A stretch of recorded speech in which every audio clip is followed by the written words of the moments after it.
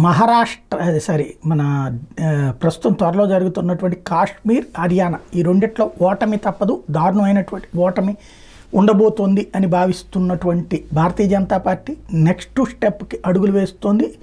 అందులో భాగంగా క్రిందసారి 8 స్థానాల వరకు గెలుచుకున్నటువంటి ఢిల్లీలో మరిన్ని స్థానాలు గెలుచుకోవడంతో పాటుగా జార్ఖండ్ని గెలుచుకోవాలనుకుంటోంది. జార్ఖండ్లో ఓ పక్కన మొన్ననే హేమంత్ సోరెన్ జైలుకి వెళ్ళి రావడం, ఆ తర్వాత జరిగిన పరిణామాల నేపథ్యంలో విజయావకాశాలు ఐఎన్డీఏ కూటమికి, జేఎంఎం కాంగ్రెస్ కూటమికి ఉండే అవకాశాలు ఉన్నాయన్నటువంటిది భావిస్తున్నారు.